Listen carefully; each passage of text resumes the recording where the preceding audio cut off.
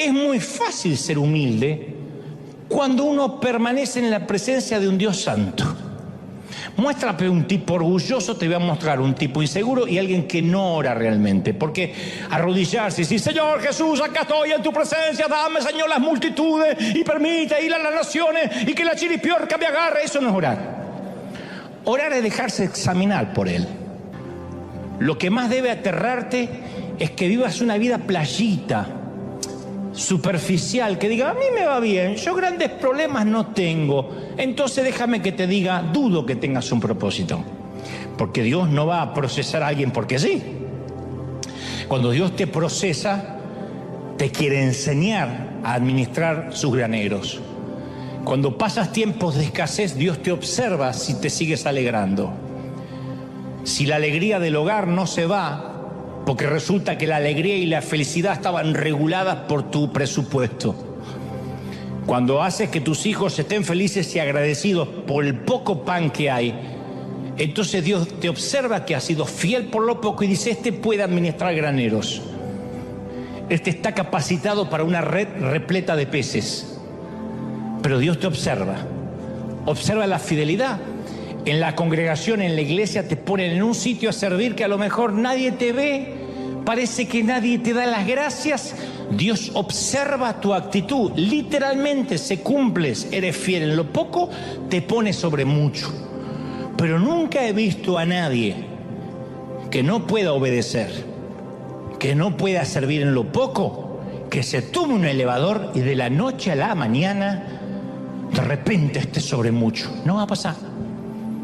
No va a pasar, es matemático, es de manual, está escrito. Yo a veces pienso cómo algunas personas salen de algunos ministerios, de algunas iglesias, de algunas compañías, y como salen, yo sé cómo les va a ir. ¿Por qué? Porque lo viví. Y lo peor que me pasaría a mí como papá espiritual es ver que sufran lo mismo que yo sufrí. ¿Quién quiere que sus hijos pasen la misma pobreza que el padre? ¿Quién? Un padre desalmado. Y lo peor que me puede pasar es ver a gente con espíritu de mosquito. Yo sé que ahí no vuelve nadie.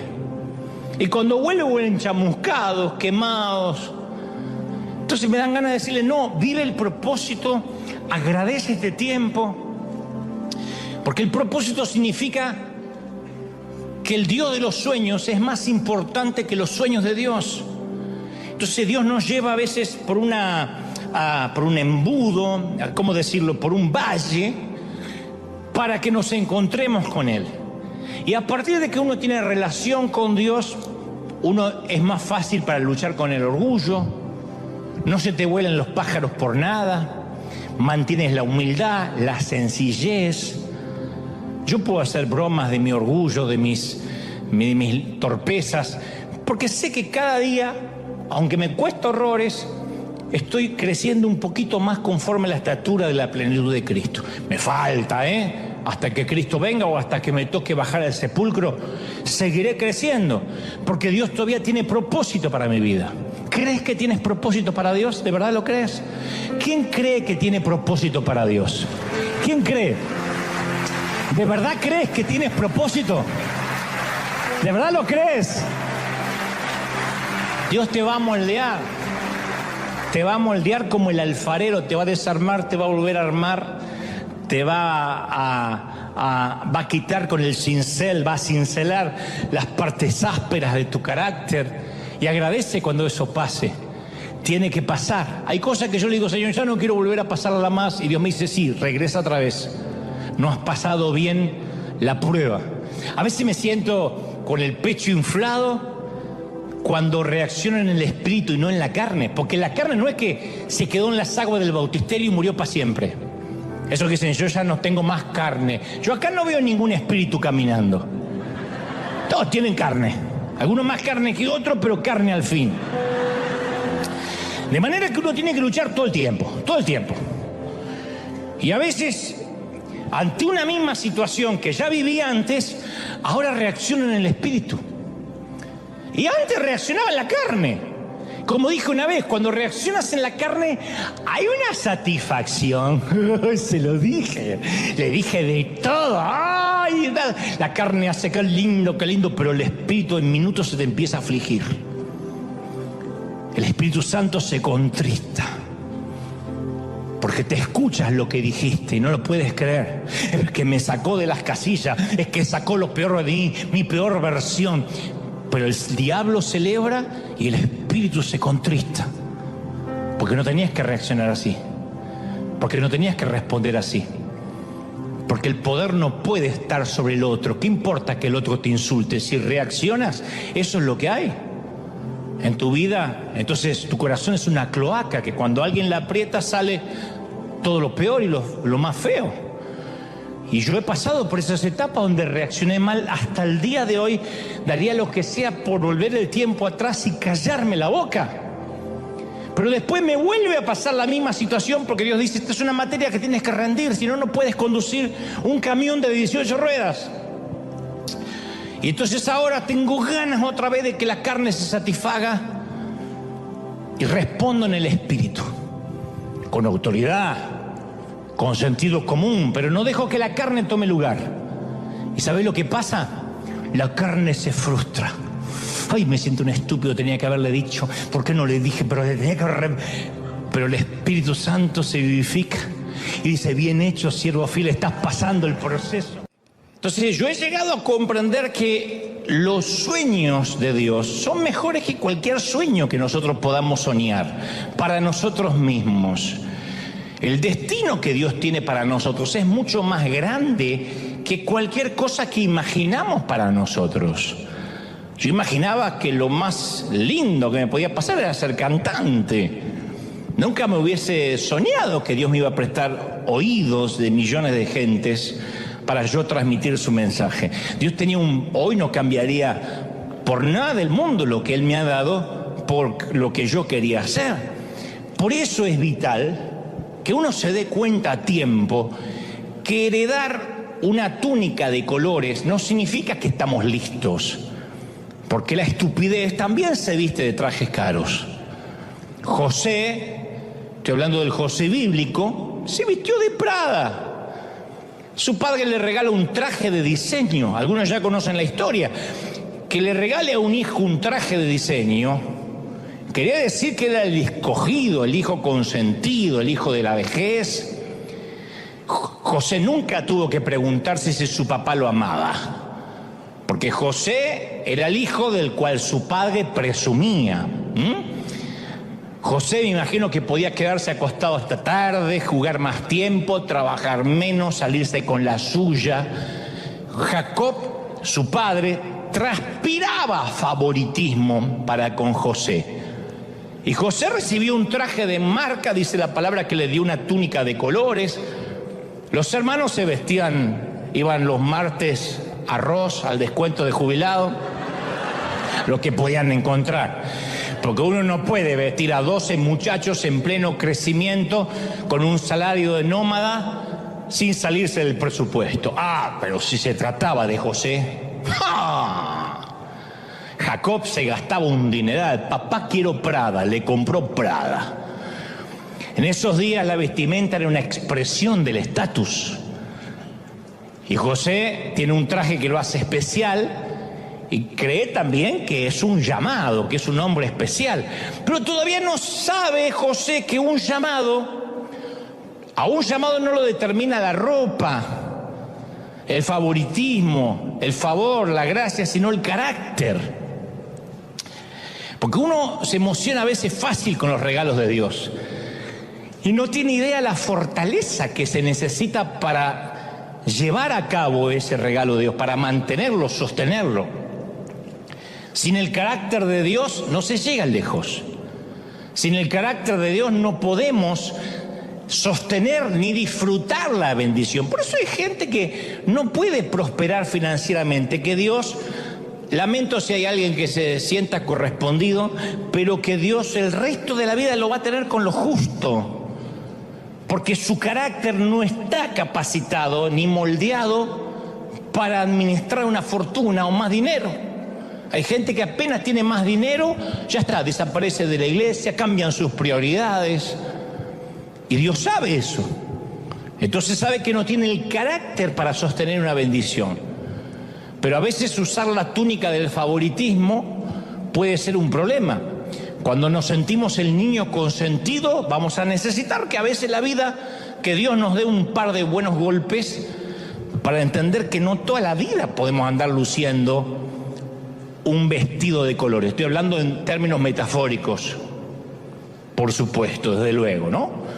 Podemos crecer pensando que somos el manojo de cosecha más grande en medio de las pequeñas y sumisas, que somos el tapón del océano, la última Coca-Cola del desierto.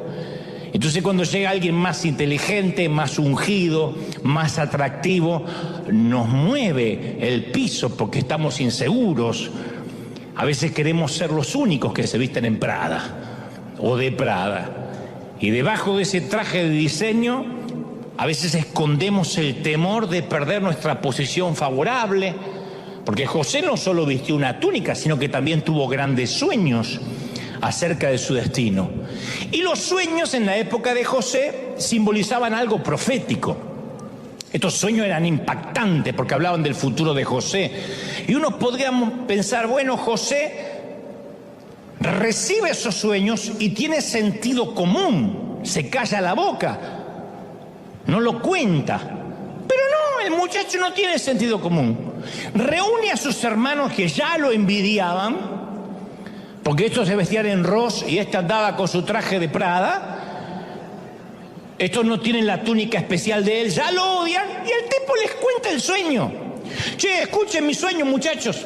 Soñé que en un campo estaban todos los manojos de cosecha de cada uno, y de repente se levanta mi manojo de cosecha, mi gavilla se levanta más que la de ustedes.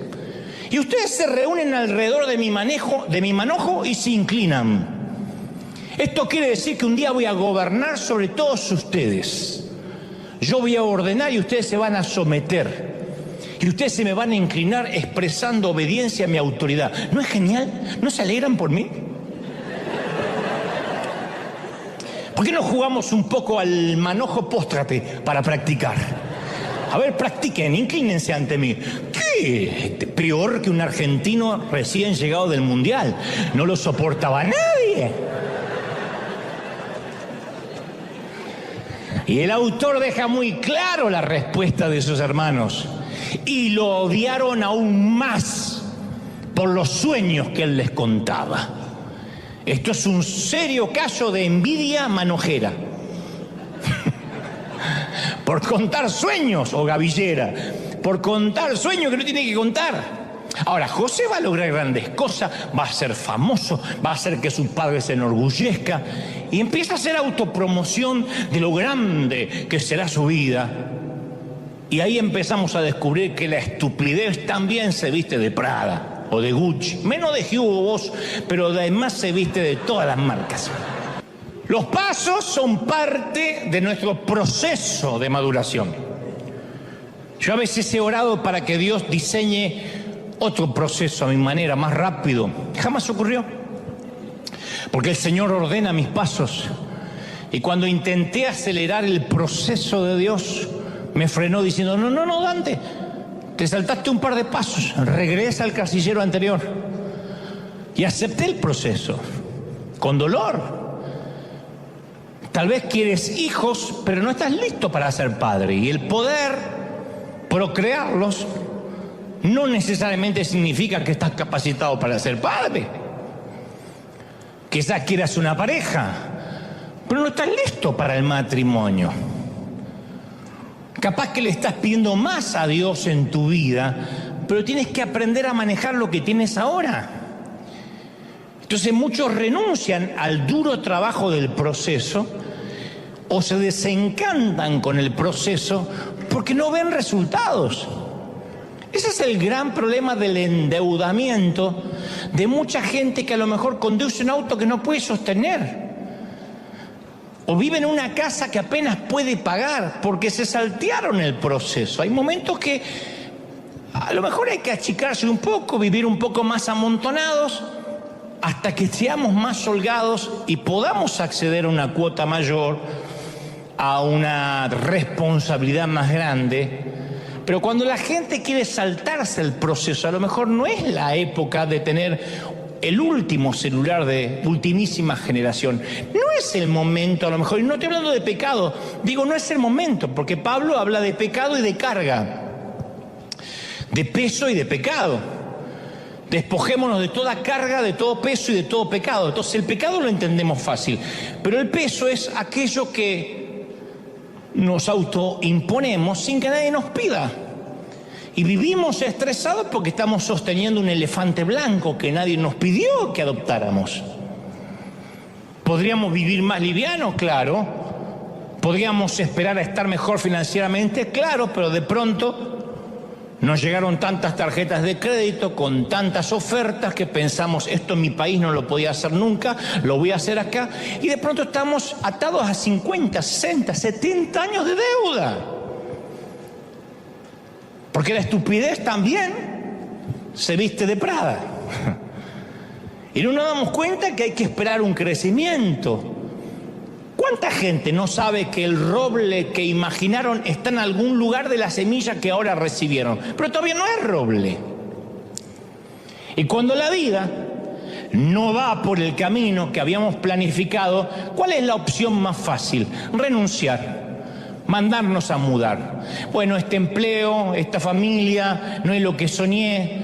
Yo había soñado a esta altura de mi vida grandes cosas, jugar en una liga más grande, así que ¿para qué ser fiel en donde Dios me puso? Mejor me salgo y me tomo el elevador. ¿Sabe cuánta gente se toma el elevador? Y dice, no, yo voy a hacer el camino más fácil. Porque siempre el atajo parece más atractivo. Pero cuando uno renuncia al proceso, produce gente que vive en un patrón de renuncia constante, gente que hace una cosa, fracasa, hace otra cosa, fracasa. Busquen a aquellos que intentan tomar un elevador, en 2 o 3 meses no saben más nada de ellos. Dicen que Dios le cambió el llamado, que ahora Dios le cambió la asignación, que es la manera de decir fracasé porque me apuré. El crecimiento ocurre cuando decidimos ser fieles a una situación que no nos gusta, que todavía no comprendemos, pero aquí se demuestra mi fidelidad. El proceso siempre precede, es antes del logro, siempre. Dios no comparte su gloria con nadie. Cuando empezamos a tomar la gloria destinada a Dios y la empezamos a disfrutar, la unción del Espíritu Santo nos deja. Es inmediato, como apagar el interruptor de una luz. Entonces, ¿qué tiene que hacer uno en la vida? Tomar control de la lengua. Decir, no tengo que hablar, que hable mi vida, no que hable yo. Porque si tenemos problemas con el alardeo, con la presunción, tampoco es un problema solo de la boca, de la lengua. Porque a veces parece que está centrado en la boca, decimos fulanita, menganito es bocón. Pero el problema comienza en el corazón. Jesús dijo eso precisamente en Mateo 12:34, porque de la abundancia del corazón, ¿qué habla? La boca, la jeta. Dice la versión Dante, habla hoy, de la abundancia del corazón habla la jeta. Eso es así. Mateo 15:18 agrega el Señor, pero lo que sale de la boca proviene del corazón, y esto contamina al hombre, no lo que entra. Lo que sale es lo que contamina. La Biblia deja claro que si tenemos problemas con lo que sale de nuestra boca, hay que echarle un vistazo al corazón. Porque lo que haya en nuestro corazón, tarde o temprano termina saliendo por la boca. El orgullo siempre tiene que dar su opinión. Nadie se la pide, pero el orgullo tiene que dar su opinión. El orgullo tiene que decirle a todo quién es él, qué ha hecho, lo que va a hacer. El orgullo nunca puede cerrar la boca, nunca. Y si el orgullo está en nuestro corazón, siempre va a encontrar la manera de salir, siempre. Las veces que yo me metí en problemas siendo más muchacho, es porque hablé, porque metí la pata, porque uno habla. Es muy fácil ser humilde, cuando uno permanece en la presencia de un Dios santo. Muéstrame un tipo orgulloso, te voy a mostrar un tipo inseguro y alguien que no ora realmente. Porque arrodillarse y decir, Señor Jesús, acá estoy en tu presencia, dame, Señor, las multitudes y permite ir a las naciones y que la chiripiorca me agarre, eso no es orar. Orar es dejarse examinar por Él. Lo demás es ir a plantearle sueños al genio de la lámpara. Si uno entra al lugar de oración, es muy difícil, si se deja examinar, salir de esa reunión sintiendo orgullo. Mi manera para vencer el orgullo de ese muchacho que te hablé, a este hombre que creo que hoy soy, no es que ahora soy más santo, es que aprendí a estar más tiempo con Dios. Moisés quería hablar cara a cara con Dios, pero no estaba buscando cumplir su sueño. Él buscaba una relación con Dios, amaba ver su rostro. Moisés comprendió que era más importante el rostro de Dios que el sueño de Dios para su vida. Ya tenía un sueño Moisés. Era el liberador de Egipto. Sin embargo decía, muéstrame tu rostro. Por eso, si uno no está seguro de su llamado, yo te animo a que busques no el sueño, sino al dador del sueño. Que digas, yo quiero encontrarme con Dios. Cuando uno realmente tiene un encuentro con Dios, se le acaban las boberías, se le acaban las tonterías, porque no me mencionan, porque no me dijeron, pero que yo no figuré, pero debieron haberme dado las gracias al menos, no noté que me aplaudieron. Todo eso desaparece cuando uno está allí chiquitito ante la presencia de Dios. Dios nunca va a hacer algo que vaya contra el sentido común, que nos haga transitar por los rieles de la estupidez. Eso no es fe. Eso no es creerle a Dios y bajarse de la barca. Eso en ocasiones es simplemente no reconocer que a lo mejor este hombre quería dejar la fábrica y no quería trabajar más. A lo mejor quería amanecer todos los lunes a las 11 de la mañana sin que nadie lo molestara. Pero es más lindo, más glamoroso decir, Dios me está pidiendo que deje de trabajar. Ah, sí. Eso es como que Dios te pida, mata a tu suegra. Dios no lo va a pedir, aunque tengas muchas ganas. Y esa es una de las causas que los psicólogos llaman el fenómeno del impostor. Que después tratar de vivir una vida tratando de cubrir la baja estima, la inseguridad. En el caso de este muchacho, no quería hacer algo diferente a lo que ya venía haciendo. Él quería su foto en primera plana. A ese síndrome se le llama querer ser cabeza de ratón en lugar de cola de león. Hay gente que prefiere ser el jugador número 10, tener en la camiseta el número 10 en el Deportivo Barrial, antes que estar en el banco de suplente del Paris Saint-Germain. Hay jugadores que dicen, me llamaron de Europa. ¿Y dónde vas? Al Barça. Messi tuvo que estar tiempo en el banco. Ronaldo tuvo que estar tiempo, para los que conocen de fútbol, algunos están diciendo que yo miro béisbol. Bueno, son jugadores de fútbol. Ronaldo tuvo que estar meses sentado en una banca, pero estaba en un equipo europeo, en las grandes ligas, que es mejor que jugar en un partido, en un equipo pequeño de Portugal. Pero hay gente que dice, no, pero en Portugal, en Buenos Aires, en Caracas, en México, yo soy el número 10. El otro día hicimos un partido y ganamos 32-11. ¡Oh! Y de esos partidos de solteros contra casados que ves 22 gordos corriendo que te da una lástima. El gordo hace así, mete la pelota y el arquero, como ya está cansado, dice, más sí, la próxima la atajo. Pero hay gente que dice, eso me gusta. Antes que jugar en las grandes ligas, Dios nos libre de ese estrechamiento neurótico de los vanidosos. Pero todos enfrentamos ese desafío, todos, Y nuestro Padre también nos da regalo a través de nuestro crecimiento. Pero José comete un gran error. Encuentra su identidad en el regalo que lo identificaba como el hijo favorito, en lugar de la relación con su padre que debió haber tenido, que lo hacía ser el hijo favorito. A veces el regalo es lo que nos empieza a dar identidad. Y como resultado uno termina perdiendo ese regalo. A veces uno puede cometer el error de quedar atrapado en el regalo que Dios nos ha dado. Entonces, si estoy sirviendo a Dios, me siento que Dios me ama.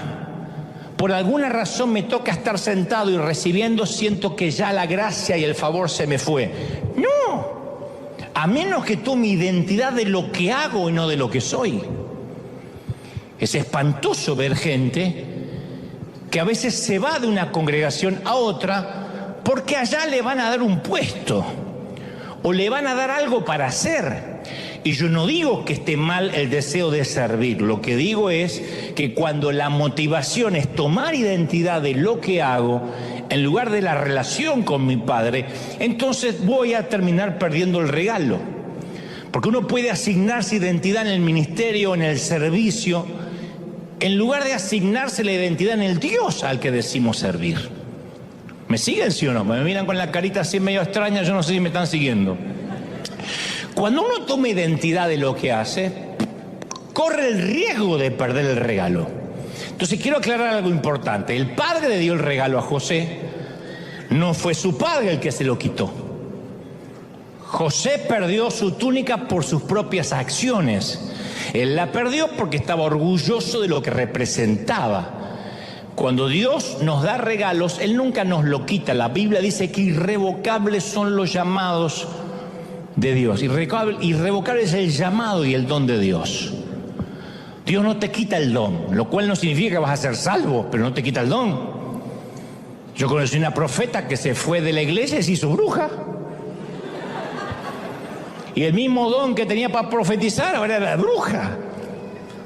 Pero eso no significa que tenga a Cristo en su corazón. Posiblemente si yo no me toca el día de mañana predicar, pueda tener la misma verborragia para hacer otra cosa, pero eso no significa de que voy a quedar mudo tan solo porque me vaya de la iglesia. Pero nosotros podemos perder los regalos de Dios.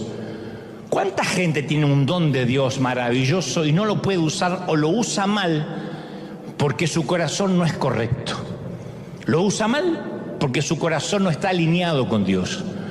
José, cuando recibe la túnica de colores de su padre, tenía 17 años, pero era soberbio, ufano, petulante, dicen algunos historiadores, lo cual no estoy de acuerdo, que era casi un argentino. Yo creo que era mitad salvadoreño y mexicano.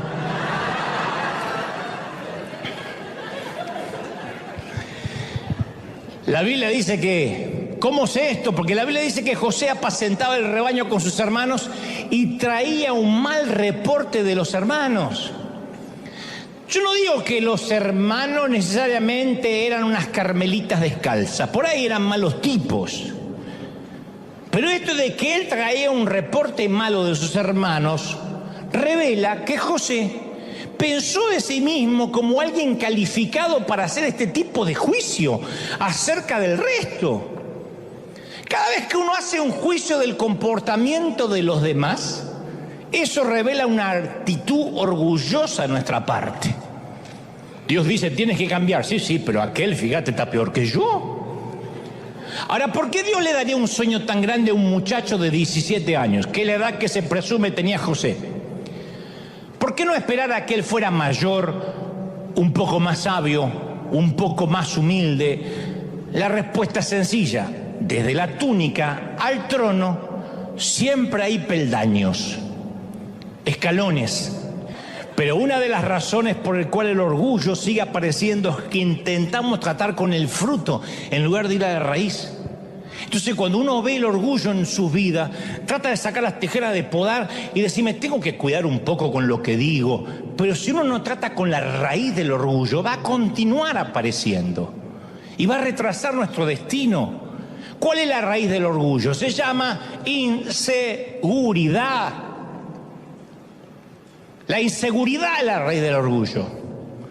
Si conoces a una persona orgullosa, conoces a una persona extremadamente insegura, que trata de enmascarar su inseguridad con grandes palabras pomposas, que en realidad es inseguridad. Siempre es inseguridad. No es solo esto freudiano, es bíblico. El que te dice Dios me va a usar de una forma explosiva, estoy tan ungido que me autoimpongo las manos y me caigo solo, es porque es inseguro. Está tan ungido que nadie le puede orar. Se ora solo y le agarra la tembladera. ¡Oh! Detrás de un orgulloso siempre hay un niño asustado. Siempre. Porque el orgullo es lo que la gente ve, lo que sale por las bocas. Lo que no vemos es la inseguridad en nuestros corazones. La inseguridad es la causa del problema. Por eso nunca vamos a poder tratar con el orgullo a menos que tratemos con nuestra inseguridad. Porque nuestra propia inseguridad es el combustible que pone a andar el comportamiento petulante. La inseguridad nos hace sentir que tenemos que hacerle saber a todos quiénes somos, lo que hemos logrado. Pero hay un defecto en esa lógica. Porque nuestros logros no es lo que nos hace valiosos. Nuestros sueños no nos definen. Nuestra identidad es que somos hijos del Rey, de Reyes. Eso es quienes somos. Eso somos. ¿Sí o no? Ahí uno cimenta la identidad. Y cuando lo estamos cimentados en la identidad de Cristo, ya el orgullo no tiene poder. No sé si notaste que el presidente, por ejemplo, de los Estados Unidos, no tiene que decirle a la gente que él es el presidente en ningún discurso. Puedes imaginarte al presidente entrando al salón diciendo: oigan, yo soy el presidente, el comandante en jefe en las Fuerzas Armadas, el líder del mundo libre. Él sabe que él es el presidente. No necesita decírselo a nadie. Jesús tampoco tuvo que decirle a nadie quién era él. Porque sabía exactamente quién era, por eso podía lavar pies. Decía: yo sé de dónde vengo y sé a dónde voy. Cuando Satanás tentó a Jesús, lo primero que intentó es crear inseguridad acerca de su identidad, si eres el Hijo de Dios. Y trata de tentar a Jesús para que demostrara algo. Y Jesús pudo haber dicho: sí, ¿cómo no? No te lo voy a permitir, yo soy el Hijo de Dios. Dame un minuto, te hago un par de milagritos y vas a ver quién soy. En lugar de esto, Jesús dio un hermoso ejemplo de seguridad. Él se aferró a las palabras de su Padre, dijo: escrito está. Y todo lo que Dios espera hoy de nosotros es que nos apoyemos en Él, que nos apoyemos en esa verdad. Jesús lo declaró en Juan 15:5, dijo: separados de mí, nada podréis hacer, nada. Yo siempre digo que soy un hombre sin oficio ni profesión, aunque hago televisión y puedo escribir alguno que otro libro y dar conferencias, sé que sin la unción de Dios, de verdad, no es falsa modestia, soy un torpe muchacho. Bueno, ya no tan muchacho, pero torpe. Me sigo viendo joven todavía. Pero yo encontré un método muy fácil para mantener frescas estas verdades de la identidad de Dios: pasar tiempo con Dios. Parece algo infantil, pasar tiempo con Dios. Un conocido mío, cuyo padre es un reconocido ministro, decidió que tenía que tomar la posta de la sucesión ministerial, que tenía que ocupar los zapatos del padre, que tenía que ser el nuevo pastor porque su papá ya estaba anciano. Nadie lo presionó. Dudo que Dios lo haya llamado, pero como su padre le dejó el legado, le abrió las puertas que otro le hubiese negado, no lo acuso de nepotismo. Digo que se le hizo más fácil que otro. Él tomó eso como una confirmación de su llamado. Pasó más de una década tratando de ocupar el lugar de su padre, pero amargado porque se dio cuenta tarde de que heredar el apellido no significa heredar necesariamente el llamado. Si tu padre es arquitecto, no tienes que seguir la arquitectura necesariamente. Si tu padre es pastor, no significa que los hijos son pastores necesariamente y que nunca van a trabajar de otra cosa. Es fácil decir: mis hijos ocupan el púlpito porque me vieron de pequeño. Sí, pero a lo mejor no tienen llamado. El hijo quiere ser cualquier otra cosa. Se me viene a la mente una mujer muy insegura que cree que si tiene éxito como cantante y como profeta, va a tener la atención y el cariño de la gente. Y se aferra a ese sueño, aunque hay una evidencia abrumadora que no nació para cantar. Es como la novia de Shrek, canta y explotan los pájaros. No.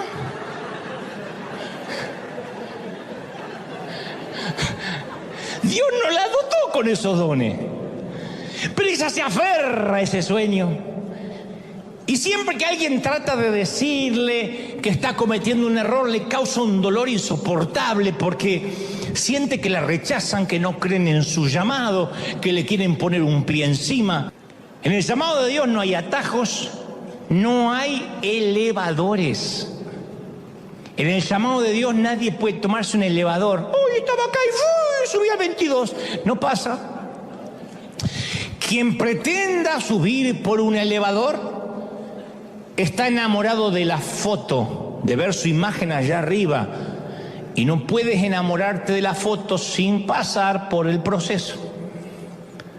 Dios sabe que una bendición demasiado pronto y sin proceso nunca es bendición. Una bendición que llega demasiado pronto nunca es bendición. Vayan a buscar la historia de los ganadores de la lotería. Especialmente si esos ganadores de la lotería no tenían donde caerse muertos antes de sacarse el gran billete. O los boxeadores que de una pelea a la otra se hacen multimillonarios.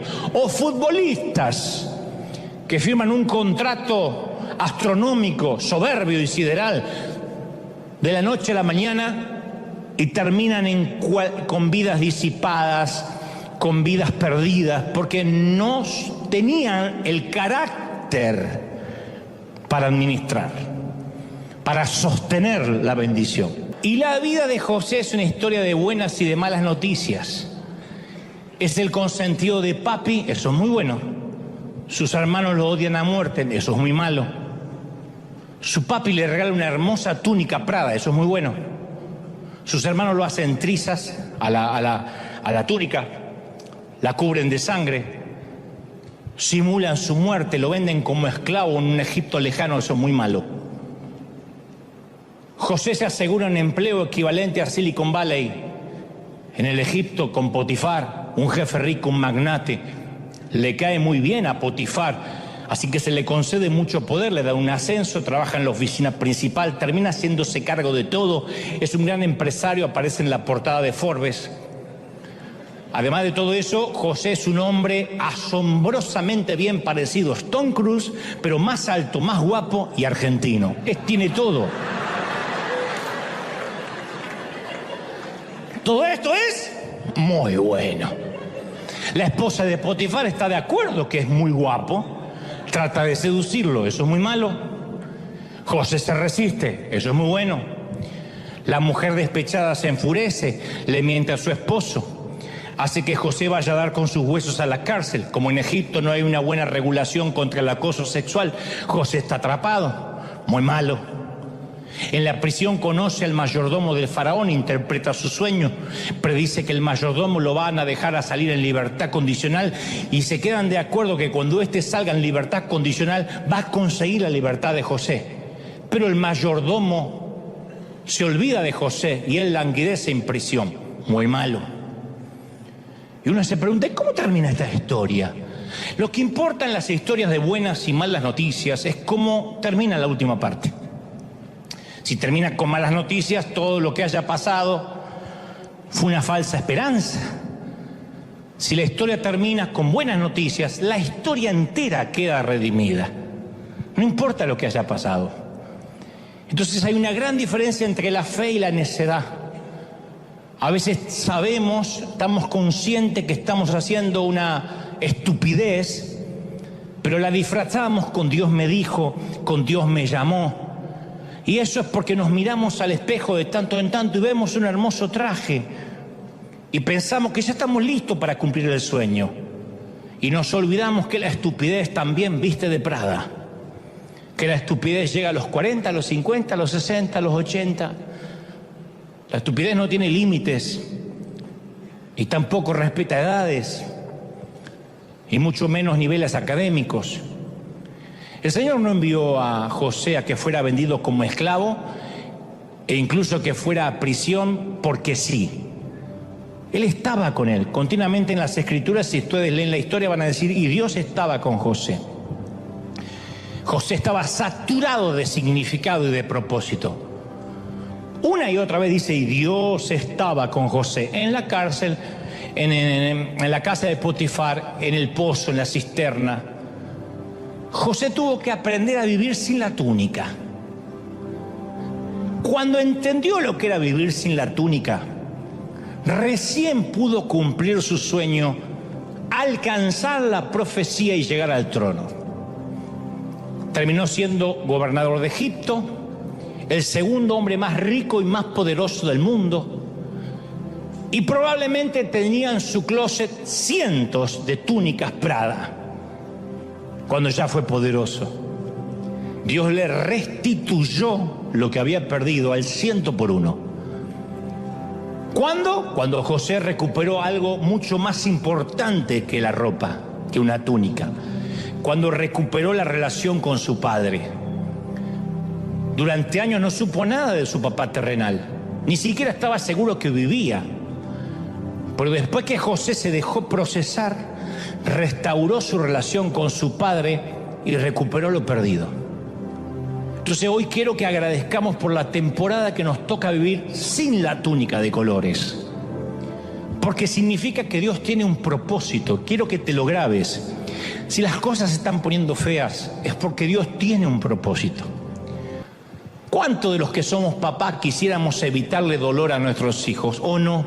¿Quién no le daría por las noches una inyección de experiencia para que nunca le rompan el corazón a nuestra niña, para que nunca nuestro hijo lo despidan del empleo, para que nunca tenga una mala nota? Por eso hay padres que cuando vienen con una mala nota del colegio quieren ir y quemar el colegio con los profesores adentro, porque mi nene no se lo merece. Pero tiene que golpearse en la vida. ¿O no nos golpeamos nosotros en la vida? ¿O cómo llegaste hasta aquí? ¿Quién de nosotros salió de una cajita de cristal? ¿Quién vivió en una burbuja? Yo pasé años predicando en pequeños campamentos donde me ponían en el peor horario. Estaban todos los muchachos así. Yo decía, ya termino. Habían jugado la pelota, piscina todo el día y me ponían a última hora a predicarles. Hacía programas de radio que escuchaban tres ancianas. Que como no podían orinar bien, ponían la radio. Yo no entendía que mientras que yo trataba de edificar un ministerio, Dios estaba tratando de edificar a un hombre. Hoy, años después, por ejemplo, en River tenemos un orden, una excelencia, todo está cuidado, el servicio es detallado, minuto a minuto. Y hace poco un colega me dijo, nuestros servicios son más espontáneos. Mis mensajes, dice, son hasta espontáneos. Yo prefiero fluir en el espíritu. Dice, yo sé cuándo comienzan los servicios, pero nunca sabemos cuándo acaban. Pensé que yo iba a decir, mirá qué ungido. Y yo le dije, yo te felicito, pero una nave como River necesita un alto nivel de organización, de logística. Ya no podemos darnos el lujo de ser una iglesia de barrio a merced de las hormonas de su pastor. Pues yo soy muy delicado para decir las cosas. Y yo no, la iglesia no puede ser según mis hormonas. Hoy tengo ganas que ¿cuántos creen de que hoy nos vamos a las 3 de la tarde? ¿Amén? Y no hay segundo servicio y ustedes lo que planificaron no sirve. Parece muy espiritual, pero yo digo siempre, cuando más manejamos, más nos debemos preparar. Cuando más deseemos, más necesitamos del proceso. Entonces, si yo conduzco un auto compacto, puedo hacer una maniobra rápido de último momento, pero si quiero conducir un camión de 18 ruedas, yo tengo que prepararme para el giro. Entonces, Dios no va a darnos cosas grandes hasta que no aprendamos a manejar las cosas pequeñas. Y este colega mío, mientras que siga teniendo servicios hormonales, dudo que alguna vez tenga una mega iglesia. Porque Dios no le va a decir, bueno, pero cuando tengas miles seguramente vas a respetar los horarios. Ahora eres un despadroso, pero cuando tengas miles, seguramente el servicio va a terminar a una hora prudente y te vas a preparar en lugar, no sé por qué estoy diciendo esto. Pero volvamos a nuestro José, dejemos a mi amigo en paz. Las Escrituras dicen que sus hermanos lo odiaban por causa de sus sueños, Génesis 37:8, y por causa de sus palabras. O sea, no eran los sueños de José lo que ofendía a sus hermanos, por si alguien está pensando, ¿y qué culpa tengo de que Dios me dé una visión? No, es la forma que hablaba de sí mismo lo que exasperaba a los muchachos. Pero los que tienen 17 no son los únicos que presumen, ¿eh? Desafortunadamente presume gente de 30, de 50, de 60. Parece que todos somos susceptibles a presumir en algún momento. Hace muchos años, San Gin, un querido predicador que coincidí con él en Argentina, me dijo, hijo, tengo una palabra, la tengo anotada, la encontré en la parte lateral de una vieja Biblia que tengo en casa. Dice, nunca te preocupes por promocionar tu fuego. Si de verdad lo tienes, la gente correrá de todas partes del mundo para verte arder. Nunca tendrás que hablar del fuego, el fuego hablará por ti. Y eso para todos los órdenes de la vida. El mundo vendrá a verte arder. Vamos a orar, vamos a levantar nuestras manos al cielo y vamos a orar. Vamos a orar por los que están recibiendo al Señor por primera vez. Si nunca escuchaste un mensaje así, di conmigo, Señor Jesús, entra en mi corazón, perdona mis pecados, anota mi nombre en el libro de la vida. Gracias, Señor, gracias por perdonarme. Y ahora todos levanten sus manos al cielo. Yo quiero orar por ti, aquí en casa, los que están viendo desde otras partes del mundo, del planeta, de todo el globo. Dios te bendiga, Dios te guarde, Dios te llene. Padre, he transmitido lo que creo me has dicho que diga tu pueblo. Pero ahora, Señor Jesús, me uno a estas voces, me uno a niños, jóvenes, ancianos y adultos para bendecir el proceso. Vamos, levanta las manos y bendice el proceso. Dile, Señor, gracias por este tiempo sin túnica. Gracias por este tiempo de dolor, de escasez, de enfermedad, de panteones, de hospitales, de cuidados intensivos. Porque sé, hoy me voy con la confirmación de que hay un propósito, de que hay un llamado de Dios. Y ese llamado, dice el Señor, es irrevocable. ¿Sabes? Yo he sentido mientras predicaba recién que el Señor me dice que te diga, yo no te dejo hasta que no termine mi obra en ti. Yo no estoy dado por vencido contigo.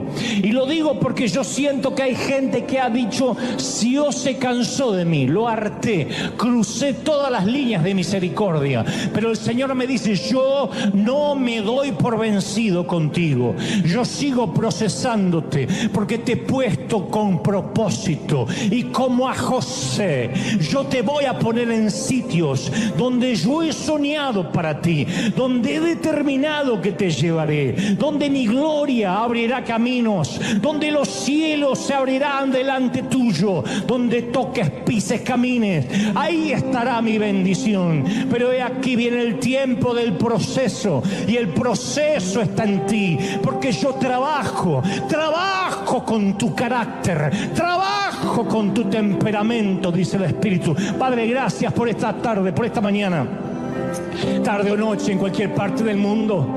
Levantamos las manos al cielo y adoramos. Adora conmigo, iglesia amada. Dios ha hablado hoy con su pueblo. Dios ha hablado no solo con River, sino con los que pertenecen a este río de todas y cualquier parte del mundo. Amados consiervos pastores, amados líderes, como los ama el Señor ahí en cualquier parte del mundo. Bendigo a aquellos que están luchando con una congregación pequeña, han soportado divisiones. El Señor me ha dado desde hace semanas una palabra para ustedes.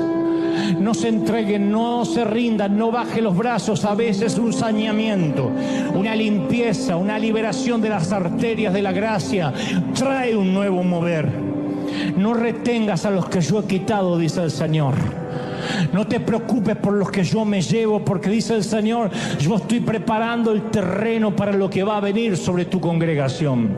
Estoy orando por esos ministros que están luchando con enfermedades secretas. Están penando para poder pagar sus gastos privados. Y hay alguien especial que dice, no puedo ni decirle a la congregación, no sé qué van a pensar. Yo voy a sustentarte, dice el Señor. Pero estoy preparándote porque muchos de mis hijos, muchos de mis siervos los he perdido. Han perdido la sensibilidad conmigo, dice el Señor, a causa de que les di prosperidad. A causa de que sus cuentas bancarias se llenaron. Perdieron la sensibilidad, perdieron la dirección, dejaron de buscarme. Pero yo estoy contigo, empeñado en darte propósito, y tendrás lo que tendrás para administrar, porque yo no te dejo, dice el Señor, y te quiero en mi presencia todos los días. Vamos, levanta las manos, adora, adora, adora. Padre, he hablado lo que me has dicho a este tu pueblo, a este tu ejército, a estos obreros de primera línea. Gracias, gracias por esta mañana. Mayo, mes de bendición. Vamos, levanta las manos y declara que mayo se abren los cielos para ti, se abren los cielos para tu familia. Te bendice el Señor, te bendice en todas las cosas. Mayo de gloria, mayo de bendición, mayo de cielos abiertos. Padre, lo creo, lo declaro, lo confieso. Te damos gracias. Seamos bendecidos en el cuerpo, en el alma y en el espíritu. Amén y amén. Gloria al Señor. ¡Aleluya! Que Dios te bendiga, José. Hasta el domingo que viene. Bendecido, bendecido. Chau, chau, chau, chau, chau. La fe no nace en la mesa de negociaciones donde canjeamos nuestros dones por un milagro de Dios. Por favor. La fe no nace decretándola en un congreso profético. Son pamplinas. Te están timando. La fe tampoco nace pactando por un milagro. Son patrañas de alguna maratónica para robarte el dinero. La fe no es un premio que se otorga porque confesaste la fe. No es un título legado de los que se autodenominan apóstoles. La fe es una zambullida desesperada desde el bote de los esfuerzos, creyendo que Dios nos va a sacar del agua. Alguien tiene que creerlo, ¿sí o no? ¡Lleva! Y en la carta a los Efesios, Pablo escribe sobre esta clase de fe. Porque por gracia sois salvos mediante la fe. Y no es por ustedes, es don de Dios. No es por obras para que nadie pueda jactarse. Así que esto se trata de oír la voz y dar el paso. Como Pedro estamos conscientes de dos hechos: que nosotros nos hundimos y él se mantiene a flote. Es lo único que vamos a saber, es la única información que necesitas. Tú dices, pero el cáncer sigue, pero el Señor se mantiene a flote. Pero mi tormenta económica cada vez es peor, pero Dios está a flote. Tu problema sería que dijeras, di a Dios y también se estaba hundiendo, pobrecito. Pero mientras que Él esté a flote, hay que tratar de sobrevivir, mantenernos mirándolo, abandonar el Titanic de nuestro fariseísmo y nos paramos firmes en el sendero sólido de la gracia de Dios. Y sorprendentemente vamos a caminar sobre el agua. Y cuando la gente nos pregunte cómo podemos mantenernos firmes en tiempos de enfermedad y de crisis y en tiempos de problemas familiares, no nos jactemos, no fanfarroñemos. Hay que señalar sin vacilación a aquel que lo ha hecho posible. Hay que decir, es que yo fijé los ojos en Él. Cantar, fija tus ojos en Cristo, tan lleno de gracia y amor, y lo terreno sin valor será a la luz del glorioso Señor. Fija los ojos en Él todo el tiempo. Algunos, a diferencia de Pedro, nunca miran atrás y lo celebro. Otros hemos sido como Pedro, uno siente el viento y nos llenamos de miedo otra vez. Quizá enfrentamos el miedo del orgullo. Bueno, tan malo no puedo ser porque fíjate, estoy caminando sobre el agua. Fíjate lo que puedo hacer.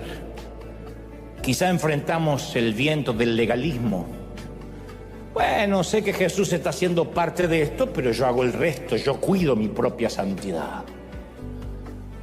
Sin embargo, la mayoría de nosotros enfrentamos todos el viento de la duda. Soy demasiado pecador para que Él me rescate. No merezco que me salve la vida. Y nos hundimos más profundo en culpa. Algunos abrimos los ojos y lo único que vemos es oscuridad. Tratamos de respirar y no hay oxígeno.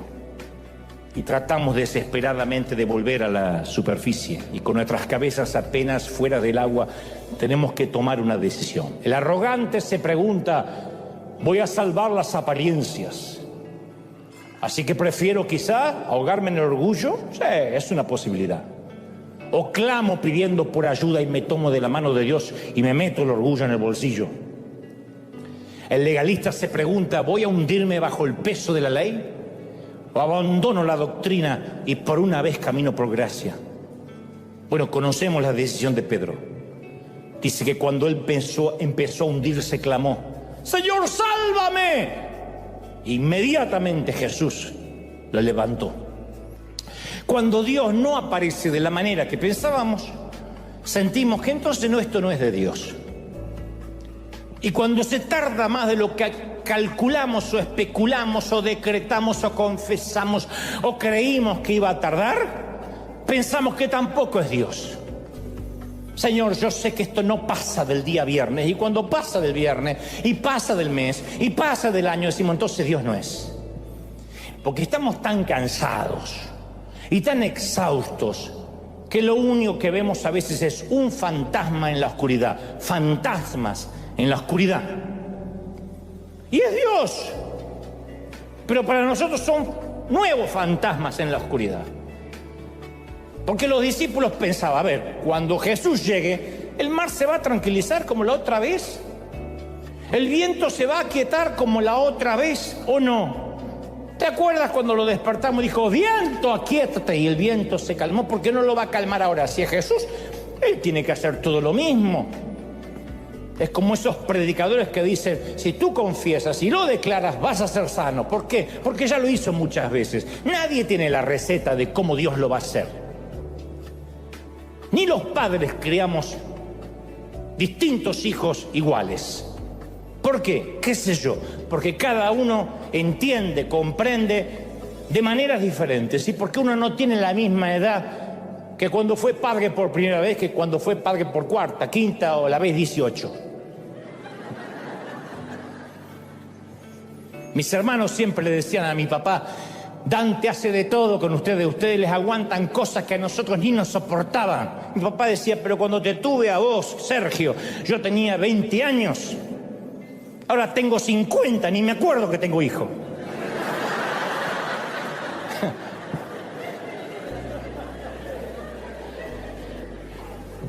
Y el primero uno lo quiere criar perfecto y le quiere dar todo y leerle cuentos y que vaya.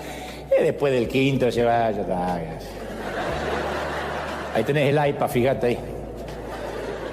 Mamá, ¿qué significa googlear? Googlear. Busca en Google, ¿qué me preguntás? Y bueno, y cuando pensamos, cuando Jesús llegue, el médico va a decir que el cáncer desapareció.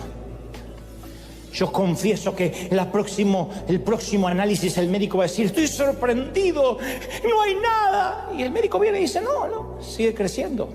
Hay metástasis. Y ahí vemos fantasmas, no vemos a Dios. Porque si Dios fuera allá, ¿por qué no puede sacar el cáncer de golpe? ¿Por qué necesitas sacarlo de a poquito o que yo sufra? Si esto es de Dios, el banco me va a llamar y va a decir, Señor, perdona su deuda. No sé quién apretó un botón de LED y justo su deuda. Y el banco dice, no, vamos a ejecutar. Y uno dice, no, eso es un fantasma, este no es Dios. Porque Dios va a obrar como yo escuché, que dicen, no sé qué pasó, acá me dice que usted tiene 0 deuda. Y a veces las deudas así no funciona, tenemos que pagar hasta el último peso, refinanciar y pedir prestado y embarcarnos más. Yo he tenido desde milagros a que la deuda fue pagada por alguien de golpe y he tenido que pasar años pagando una deuda. El problema es que cuando por buscar la fogata, el fuego, nos perdemos la vela, cuando por querer oír el estruendo pasamos por alto el susurro y creemos que ese no es Dios. En el mar de Galilea nada había cambiado, todavía rugía la tormenta, el viento seguía chillando, el bote se tambaleaba y en el medio del tumulto oyen la voz, dice, que a la 4ª vigilia de la noche, esto es entre las 3 y las 6 de la mañana, no sabemos cuándo fue, pongámosle 4 de la madrugada, cuando más oscura está la noche, Jesús vino a ellos andando sobre el mar, andando sobre la tormenta no se calmó. Les quería decir, yo soy el Cristo que puede caminar sobre tu tormenta, no necesito calmarla para que me creas. Yo puedo caminar sobre tu crisis, puedo caminar sobre tu dolor. Y les dice, valor, soy yo, no tengan miedo. Y ellos, viendo a Jesús, o sea, no es que ya pensaron que era un fantasma, viendo a Jesús, dice las Escrituras, que andaba sobre el mar, tuvieron pánico, miedo. Entonces, ¿por qué no viene Jesús? Si no es un juego, si esto es serio, ¿por qué no aparece? Preguntas, insisto, que todos nos hemos hecho en algún momento. ¿Y por qué? En el hospital, tratando de ver una luz de esperanza en la costa. ¿Quién no estuvo en el hospital? Y a veces se sufre más en la sala de espera que estando dentro, en la sala de cuidados intensivos, donde uno está medio drogado y no sabe ni a dónde está. Pero los que esperan afuera, los que esperamos afuera, ¿cuántas veces hemos visto o hemos tenido la esperanza de ver una luz en la costa, hemos reprendido y decretado y oramos todo lo que se nos ocurre, leímos la Biblia y confesamos en fe? Porque aparte uno tiene esa sensación de que sabemos que Jesús sabe lo que nos está ocurriendo. No somos ateos. Decimos, yo sé que Dios sabe lo que me está pasando, que está consciente de la tormenta que me aflige. ¿Y por qué no aparece? ¿Por qué no lo vemos en ninguna parte? ¿Por qué hay que esperar tanto? ¿Por qué hay que esperar que perdamos la casa? ¿Por qué hay que esperar que nuestro hijo corra peligro? ¿Por qué hay que esperar que se disuelva la familia y él no aparece? Y ahí es cuando nuestro corazón, dije al principio, se empieza a endurecer. No lo estoy justificando, simplemente es una realidad. Porque nuestras oraciones comienzan a salpicarse con preguntas a Dios, hasta hechas con rabia. Yo he orado con rabia muchas veces. Di que Dios me tiene paciencia y dice, este cabezón no sabe que lo estoy procesando. Pero yo he orado muchas veces con rabia. Señor, si no lo haces, nunca más te voy a servir. Oh. Y Dios se quedó preocupado meses. Pero uno se pregunta, ¿dónde está Dios y por qué me hace esto? ¿Por qué? ¿Por qué me hace esto? No estoy diciendo que provocó la tormenta, pero ¿por qué me deja solo? Entonces la piedra del dolor golpea la ventana de nuestro corazón y todo lo que vemos es la espalda de Jesús subiéndose al monte. Y duele, caramba que duele. La pregunta de los muchachos era, ¿qué esperanzas tenemos de sobrevivir a la tormenta de esta noche? Y la nuestra es, ¿dónde está Dios cuando mi mundo está embravecido? ¿Dónde está Dios cuando el enemigo parece demasiado grande, la tarea demasiado pesada, el futuro demasiado incierto y las respuestas demasiado pocas? ¿Dónde está? Y esto es lo que quiero compartirte, que quiero que jamás te olvides. Lo explicaré en un momento, pero quiero que no te olvides de este axioma, de este proverbio, de este tótem. Jesús sabe cómo te sientes. Lo diré otra vez. Jesús sabe cómo te sientes. Jesús sabe cómo te sientes. ¿Lo oíste? Lo grabaste. Y ahora sí, para que esta frase no sea un cliché, una frase hecha solamente, un eslogan, para que la frase tenga peso, te cuento lo que le pasó a Jesús en un solo día antes de la noche de la famosa tormenta. Vamos a retrotraernos en el tiempo un poquito, como hacen las series de Netflix o las películas que de pronto hacemos un flashback y volvemos hacia atrás el mismo día de la tormenta, pero temprano, cuando comenzó el día, para que pensemos y entendamos a priori por qué Jesús se fue a la montaña y los dejó solos. Yo he aprendido que a menudo la fe es la hija del miedo. Yo lo he aprendido así. Nunca me lo enseñaron, lo aprendí a los golpes. La fe es la hija del miedo. Pedro, por ejemplo, sabía lo que esa clase de tormenta podían hacer. Era pescador, más que cualquier otro. Era un viejo lobo de mar. Y había oído historias, había visto los naufragios, conocía las viudas de los pescadores. No hay una sola semana en que no había un funeral en las costas de Galilea por algún barco que se dio vuelta o naufragó. Y él sabía que la tormenta podía matar y quería escapar de ella desde las 6 de la tarde. Había querido salir desde ese bote durante toda la tarde y noche. Durante 9 horas había sujetado la vela, luchado con los remos, mirando el horizonte en busca de alguna esperanza y nada. Estaba empapado hasta el alma y cansado hasta el último hueso. ¿Estuviste ahí? Yo sí. No en el bote, pero sí empapado y cansado hasta el último hueso.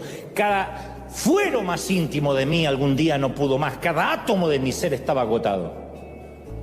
Así que si ahora vemos a Pedro en esta escena y lo vemos a los ojos, vamos a ver la cara del miedo. Pero este miedo nacería, de este miedo iba a nacer un acto de fe, que es lo que siempre pasa. Porque, insisto, la fe suele ser la hija del miedo. Lo que intento decir es que si Pedro hubiese visto a Jesús caminando sobre aguas tranquilas, en una noche serena de calma de primavera, jamás le habría pedido caminar hacia él. No. Y nosotros tampoco. Si yo hubiera nacido en una casa de padres ricos, jamás habría rentado un solo estadio por fe. Nunca habría emprendido un acto de fe, nunca. Uno piensa al revés, que si hay mucho dinero en el banco uno hace grandes cosas. No. Uno se queda en la zona segura y no hace nada. Muchos de ustedes no estarían en este país si las cosas hubiesen salido muy bien o como esperaban en vuestros países. Me consta que algunos cruzaron la frontera desesperados para tratar de darle un poco de dignidad a su familia, y algunos solos vinieron aquí a pelearse palmo a palmo con la vida, en una vida que es mucho más difícil que en nuestros países, especialmente cuando no hay legalidad, para poder mandar una remesa y poner un poquito de pan en la mesa para sus hijos. Para eso se necesita miedo, miedo a no morirse de hambre. Para eso se necesita miedo, temor de no quedarse en la pobreza. Y el miedo produce la fe. De eso estamos hechos los que hemos tenido miedo. Y entre otras cosas, jamás habría predicado un solo mensaje si no hubiese tenido pánico de hablar la primera vez. Jesús sabe cómo te sientes. Jesús sabe cómo te sientes. Cuando estás harto, cuando dices ya ni quiero servir a Dios, pero no por Dios, sino porque la gente me tiene harto. Jesús sabe lo que es arte la gente. Ay, Jesús amaría. No, Jesús también se hartaba, porque había gente como nosotros, pesada, neurótica, loca.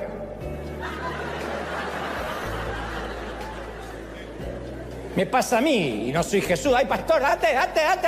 Ay, qué argentino. Y ya me condenan. Pero por ahí tengo ganas de ir al baño. Es que yo vine de lejos. Te dice así. Es que yo vengo de Texas. Y bueno, y te felicito, mija. Ahora bien, todos sabemos que Jesús sabe lo que significa soportar grandes tragedias. Podemos hablar de que Él soportó la cruz, el huerto de Getsemaní. Mucha gente entiende eso. Pero por alguna razón nos cuesta creer que Jesús también sabe lo que es lidiar con el estrés, con el surmenage, con los días difíciles. Él también sabe. Quizás esa sea la razón por lo que este día, el día completo y la tormenta, está registrado en los 4 evangelios, en todos. Ninguna otra cosa aparte de la crucifixión lo cuentan los escritores de los evangelios. Ni el bautismo de Jesús aparece en todos los evangelios, ni su tentación, ni siquiera su nacimiento en detalle. Pero los 4 escriben sobre este día. Es como si Mateo, Marcos, Lucas y Juan supieran que algún día nos vamos a preguntar si Él nos entiende. Y ellos proclaman en grandes letras: Jesús sabe cómo te sientes. Jesús sabe lo que es el estrés diario. No es que Jesús está en el nivel guerras, en el nivel conflictos de Medio Oriente, y lidiar con hijos y con nietos y con un esposo que no se baña no es algo que Él haya dejado de contemplar. Yo recuerdo que cuando yo era chiquito, muy chiquitito, yo veía a mi papá como un gigante. Mi papá nunca fue un tipo alto, pero como yo era chiquito, para mí era un gigante que podía alcanzar sin esfuerzo todos los frascos de mermelada y de dulce y todas las galletas que estaban en lo alto de la alacena. Él no tenía que buscar un banquito ni poner su vida en riesgo como hacía yo para alcanzar las galletas. Y yo solía pensar, qué fácil debe ser la vida allá arriba. Él no sabe lo que es vivir acá abajo. Esa es una frase que jamás podríamos decirle nunca a Dios, nunca. El escritor de los Hebreos 4:15 dice: porque no tenemos un sumo sacerdote que no puede compadecerse de nuestras debilidades, sino que Él fue probado y tentado en todo, según nuestra semejanza, pero sin pecado. Él pasó por todo. O sea, nos quitó el derecho a decir: qué fácil debe ser Dios la vida allá arriba, ¿verdad? Porque tú no sabes lo que es vivir acá abajo. Sí, Él sabe lo que es vivir acá abajo. Él sabe lo que se siente estar acá abajo. Lo sabe, no se ha olvidado. Intercede por nosotros. Entonces, Él vivió las tensiones de todas las formas, sin excepciones. Por eso simpatiza y empatiza con todo lo que sentimos. Porque un político se pone un casco e inaugura una fábrica. Un cristiano lleva una bolsa de comida al indigente. Un general del ejército una noche se sienta a comer con los soldados rasos como si fuese un recluta más. Porque los 3 están intentando comunicar: me identifico con ustedes, puedo entenderte, puedo ser como tú. Ergo, hay un problema. Los empleados de la fábrica saben que el político se va a quitar el casco apenas se vayan los fotógrafos y la prensa. El indigente sabe que el cristiano va a dejar la bolsa de comida, va a decir Dios te bendiga, y se va a ir a su casa, donde lo espera un hogar con una cena caliente. Y los soldados están conscientes que por cada comida que el general se sirve en el comedor de los soldados, tienen manjares en el cuartel de los oficiales. La participación del político, del cristiano y el general son parciales. Es parcial esa participación. La participación de Jesús en nuestra vida es completa. El escritor de la carta a los Hebreos afirma con claridad que Jesús compartió completamente nuestra experiencia. Yo sé que cuando predico de ver a Jesús con ojos nuevos, hay muchos evangélicos que me detestan visceralmente, lo sé, me lo hacen saber, me mandan sus Felicitaciones. Me llegaron.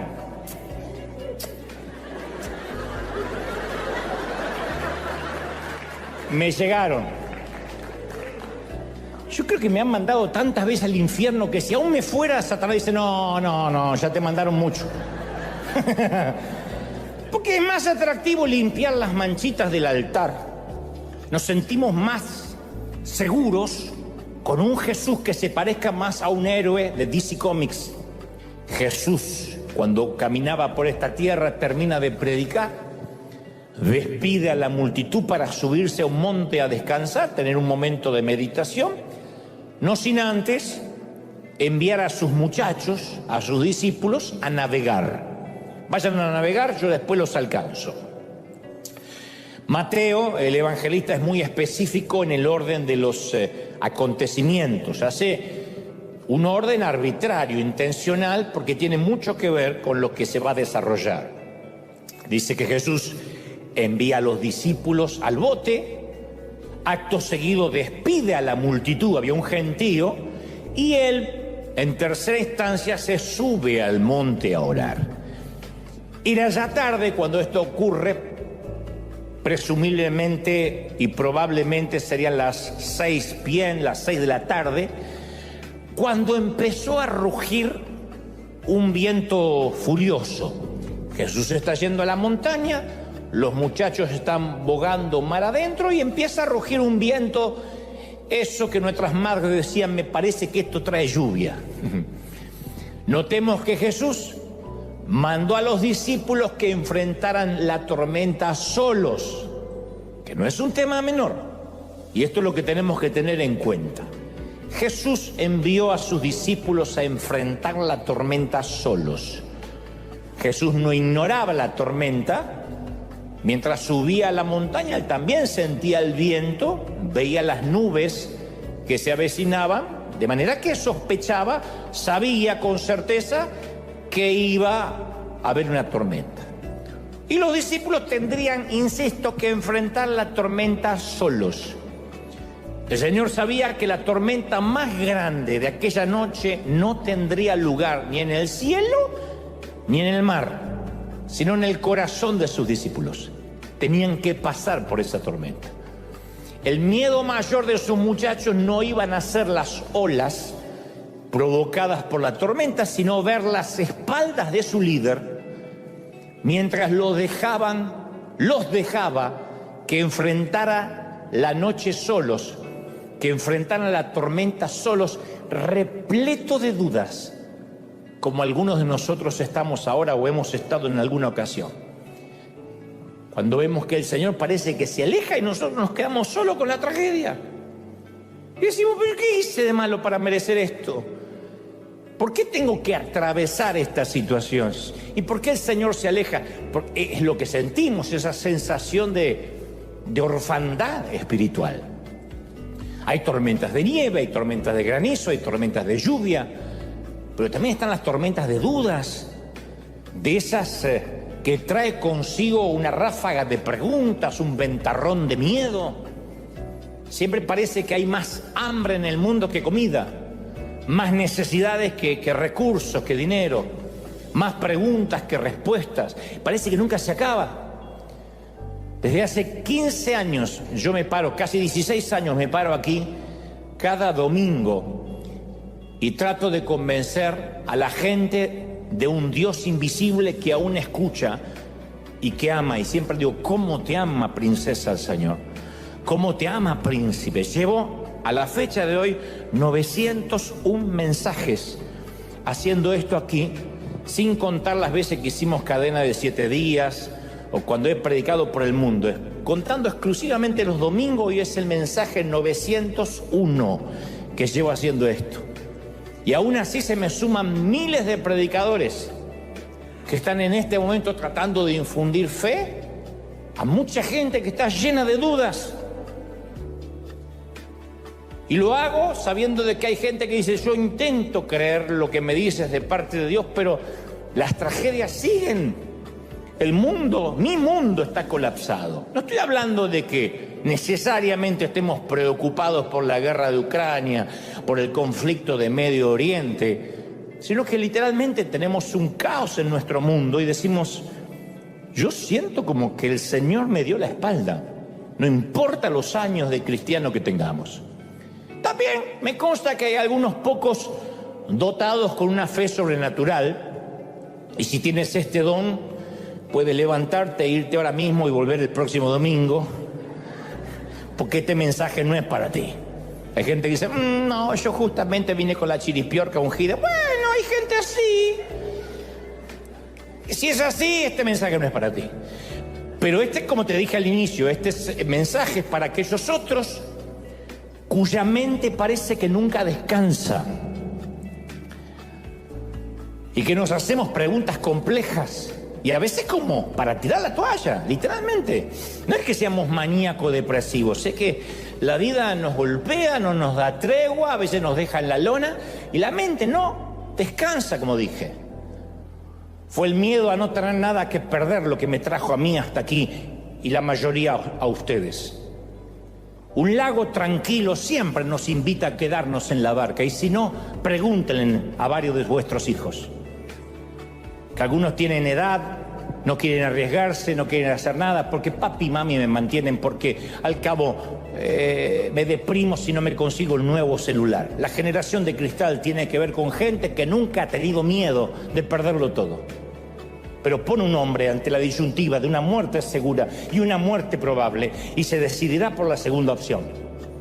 Pedro sabía que quedarse en el barco era muerte segura, bajarse era muerte probable. Ningún acto de fe nace en un mar tranquilo. Muéstrame a un hombre, a una mujer que hace un acto de fe y te mostraré a alguien que no estuvo en la marea baja. Moisés no alzó la vara a la orilla del Mar Rojo porque ya se estaba abriendo o lo esperaba una lancha. Naamán no se sumergió 7 veces en un río pantanoso porque una recomendación médica. Y Pedro no fue liberado de la prisión porque en un cuartito de Jerusalén había un grupo de abogados, un bufet de abogados queriendo apelar al César. Fueron creyentes desesperados que estaban contra la pared. Fue una iglesia sin opciones. Al comienzo de todo acto de fe siempre hay una semilla de miedo. Si no tienes miedo, lo más probable es que no esté Dios ahí. Si no tienes miedo, no habrá fe. Te mueres de pánico por algunas cosas, yo también. No hay un momento que uno se hace tan profesional que el miedo se le va. Me da terror estar aquí cada domingo. No tengo nervios de escénicos, pero tengo nervios de no decir lo que Dios me está diciendo que diga o no estar a la altura o de algún modo fallarle a Dios. No hay un solo momento en que yo no tenga miedo. Y a veces el miedo a la muerte, el miedo al fracaso, el miedo a la soledad producen escenas de fe. La fe comienza cuando vemos que nuestro bote se hunde y Dios está allí parado sobre nuestra tormenta. Pedro habría intentado sobrevivir toda la noche y no fue suficiente. Moisés tenía al frente al mar y atrás a los enemigos. Los israelitas podían nadar o pelear. Ninguna de las dos opciones era suficiente. Naamán había intentado la medicina y consultado a adivinos, ya no tenía alternativas. La iglesia de Jerusalén sabía que no tenía esperanza de sacar a Pedro de la cárcel. No necesitaban fuerza, necesitaban un milagro. Y lo mismo ocurre con Pedro esta noche. Está consciente de dos cosas: que se está hundiendo y que Jesús está a flote. Que él se está hundiendo y que Jesús se mantiene a flote. Así que está muy claro de qué lado quiere estar. Pedro dice: si eres tú, manda que yo vaya caminando hacia ti sobre las aguas. Andrés lo mira y dice: ¿qué? Que vaya sobre las aguas. Sí, te escuché, pero ¿qué? Pedro no está probando a Jesús. Le está suplicando: sacame de acá. Deja que estos se ahoguen. Dar un paso sobre el mar embravecido no es cuestión de lógica, es un acto de desesperación. Así que Pedro saca una pierna y luego saca la otra y da algunos pasitos así como si hubiera un arrecife invisible debajo de sus pies. Y al final del cordón de rocas está el rostro luminoso de un amigo que significa vida, mucho miedo y un acto desesperado de fe. Este mensaje de hoy va dirigido especialmente para aquellos que alguna vez a través de la ventana de nuestro corazón pudimos ver a Dios de una manera diáfana, de una manera lozana, clara, especialmente cuando esa ventana de nuestro corazón, insisto, estaba intacta, transparente. Hubo un momento en nuestra vida, una temporada en que podíamos ver a Dios de una manera muy vívida.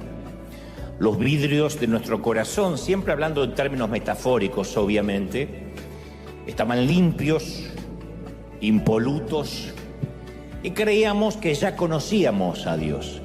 Esa temporada donde decíamos, yo sé cómo Dios trabaja, yo sé cómo Él habla y sé cuál es su voluntad perfecta para mí. Hay momentos en la vida que nosotros nos ponemos un tanto petulantes y creemos que ya le conocemos la receta a Dios, ¿no?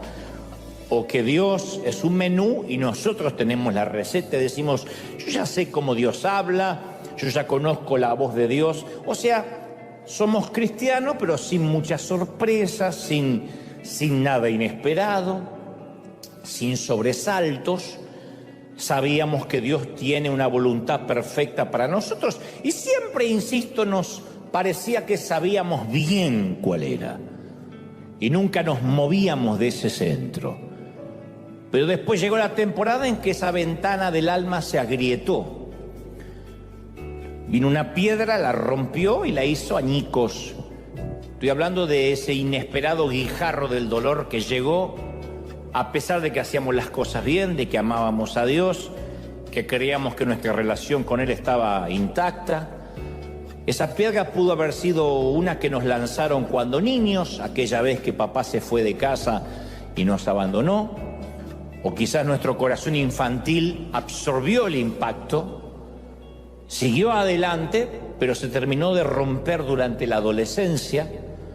Durante la adolescencia hicimos catarsis de todo lo que nos había pasado durante la niñez y pasamos una temporada de rebeldía que no se terminó con la adolescencia, que perdura hasta hoy, porque hay dolor por algo que nos sucedió de manera imprevista. O tal vez cuando la ventana de nuestro corazón se hizo trizas, ya éramos adultos y llegó en forma de una llamada telefónica, a veces de la estación de policía, del hospital, un diagnóstico médico, un mensaje de texto, una carta certificada con los papeles de la corte, lo que sea cuando sea que haya sido, la piedra nos alcanzó inesperadamente y cualquiera haya sido la forma de esa piedra, el resultado siempre es el mismo. Una ventana, ¡pac!, que se hace pedazos. La piedra golpeó el panel de vidrio y lo destruyó. Y el golpe resonó, retumbó en los pasillos de nuestro corazón. Y desde ese preciso punto de impacto se creó una telaraña de piezas fragmentadas. Y de repente Dios ya no fue fácil de ver. El mensaje va dirigido a aquellos que dicen, a partir de aquel infortunio, la visión que yo tenía de Dios ya no fue tan lozana, de pronto cambió. Tratamos de ver a Dios después de la tragedia o después del golpe o del piedrazo, pero la figura como que está distorsionada, como, insisto, como tratar de ver a través de un parabrisas o de un vidrio roto. Siempre se ve distorsionado el paisaje. Y se nos hizo muy difícil ver a Dios por encima de nuestro dolor. Es muy difícil a veces ver a Dios por encima de los fragmentos de nuestra herida. Fundamentalmente porque estamos llenos de preguntas y razonamos, si Dios me amara, no debería haber permitido ciertas cosas en mi vida. ¿Por qué las permitió? Por muy maduros que seamos, siempre decimos la frase, las tragedias no deberían estar en la agenda del Señor. No lo puedo entender cómo un Dios de amor permite eso.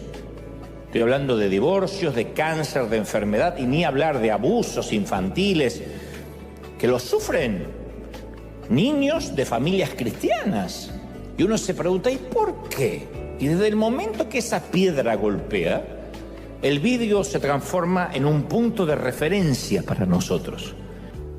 Y tenemos preguntas como se hicieron los discípulos durante aquella tempestad que se desató de repente, porque apenas Jesús se separa de ellos, se meten en la barca, en el botecito, y la tormenta empieza. Y todo lo que veían eran cielos negros, mientras que ellos trataban de remar en el estropeado bote, remaban en una travesía de pesadilla. Se transformó de 0 a 100 en una pesadilla. Enormes vientos levantando crestas blancas de espuma en un mar de horror.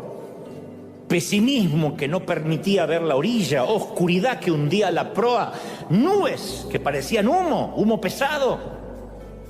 Y los relámpagos parecían la batuta de un director de orquesta que daba las órdenes para que retumbaran los timbales del trueno, así que cada relámpago presagiaba un trueno que los hacía estremecer. Pero no era un trueno romántico, era un trueno que daba vuelta el barquito como una cáscara de nuez. Y el mar parecía un tazón en las manos de un gigante con Parkinson. Y por momentos quedaban suspendidos en el aire y un segundo después caían de bruces en el valle del agua furiosa. A los que les gustan los rides, les gusta subirse a las montañas rusas de los parques temáticos, saben que todo está controlado, que por más que casi queden patas para arriba, está controlado. Cuando estás en el mar, yo conocí a alguien que estuvo embarcado en alta mar porque pertenecía a la escuela de mecánica de la Armada en Argentina, y me decía, cuando la tormenta se pone recia en el mar, no hay uno que no le ore o no le rece algo. Nadie queda ateo. Te haces, por la duda, orás a Dios y a la mezquita, por las dudas, el que esté despierto. Pero la tormenta del mar es la pérdida de control absoluto. Incluso más que ir en un avión. Es la pérdida de control absoluto, porque el avión está conectado en última instancia con la torre de control. Pueden venir inmediatamente aviones caza de rescate, en el peor de los casos. Pero en el medio del océano, en el medio del mar, esto no es un océano, el del caso de los discípulos. Pero caramba, que se sienten así. Se sienten como si estuvieran en el Pacífico, en el Mediterráneo. Y los discípulos asumieron que Jesús llegaría de inmediato. ¿Por qué? Porque lo habían visto calmar tempestades como esta. Esta no es la primera vez que les pasa. En el mismo mar, lo habían despertado, hagamos memoria, durante una tormenta. Él dormía sobre la proa y él se paró, ordenó a los cielos que guardaran silencio y se acabó. Habían visto cómo aquietaba el viento y suavizaba las olas. Así que es lógico que con esa jurisprudencia, con ese preámbulo, con ese precedente, iba a bajar del monte en cualquier momento y vendría a ayudarlos. Pero esta vez él no bajó. Por eso digo que este mensaje va para aquellos que dicen, yo vi la mano de Dios en mi vida muchas veces, menos ahora. Pero yo vi como en otras veces oramos y la enfermedad se fue.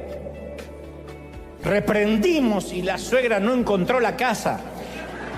Pero ahora no está resultando, va a venir esta Navidad. Ahora, los muchachos tenían los brazos acalambrados de tanto remar. Y de Jesús, ni señales, nada. 3 horas, 4 horas de tempestad y los vientos embravecidos. Y la nave dando tumbos y nada de Jesús. Se acerca la medianoche. Estamos hablando que embarcaron 6 de la tarde, 6:30. estamos llegando a la medianoche y han estado ahí por unas 6 horas. Y hasta acá la tormenta está ganando, como te está sucediendo a ti, quizás que la tormenta te está ganando. Y el maestro no aparece por ninguna parte. Son casi las 2 de la madrugada en nuestra historia y Jesús no aparece. Y Pedro, Andrés, Santiago, Juan, ¿han visto tempestades como estas? Son pescadores. Su vida es el mar, así se ganan la vida o así se suponen que se la ganan. Y ellos han visto en estos años las embarcaciones en la playa por la mañana después de una tormenta, los cascos destrozados. Y han estado en funerales de otros pescadores y en funerales de otros marineros. Y saben mejor que nadie que esta noche bien podría ser la última. Antes que la mañana se transformara en noche, Jesús también tuvo razón ese día para llorar, para correr, salir corriendo, para gritar e incluso dudar. Si alguna vez tuvimos uno de esos días en que todo el mundo nos demanda algo, yo sé que todos lo tuvimos y lo tenemos, especialmente nuestra familia. Cuando tu esposo te demanda algo y tus hijos te demandan algo y la suegra te demanda algo y tu madre te demanda algo y no te acordás de tu madre, señor, llévatela, si ya vivió esta señora, llévatela. ¿Viste cuando todo el mundo te reclama algo y encima te llaman, hay gente que lo llama el pastor, te agradezcan que yo no te llamo? ¿Qué pasa, hermano? Que hace un domingo que no lo veo, ¿se enfrió? Y voy a decir, ay, Señor, aleluya. Entonces, repasemos un día en la vida de Jesús, especialmente ese día, que por la tarde, insisto, mandó a los discípulos al mar y él se sube a un monte a estar solo. Aquella mañana comenzó con la noticia, apenas se despierta, creo que Jesús ni siquiera se había tomado un café, cuando le llega la noticia de la muerte de su primo. Casi era un hermano para él, su amigo, su precursor, Juan el Bautista. Habían matado a su primo, lo habían asesinado. Es una noticia que a Jesús le dolió profundamente. Las 2 madres habían quedado embarazadas a la vez. Su mamá María, la mamá de Juan el Bautista, nacieron juntos, se criaron juntos, jugaron juntos. Después fue el precursor el que salió a predicar de que el Mesías vendría atrás de él. Bueno, su primo, el hombre que estuvo más cerca de Jesús en su juventud, más que ningún otro, acababa de ser asesinado. Así que si perdiste un ser amado, a la persona que te conocía más que nadie, porque eso es lo que más duele. En un funeral no duele tanto el parentesco, sino si esa persona conocía tus secretos, porque se los lleva consigo. Y eso hace que uno diga, hoy no tengo a esa persona si las cosas se ponen feas. Esa persona para mí no fue mi papá, fue Juan Carlos Ortiz, el fundador de esta congregación, el que me llamó a venir a California, y yo podía hablar con él lo que sea. Así me hacía sentir. Podía contarle lo que sea. Podía decirle, acabo de matar a alguien, y decía, trajiste una pala y lo enterramos. No era que era cómplice de asesinato, pero era esas personas que uno podía abrirle el corazón y hablar.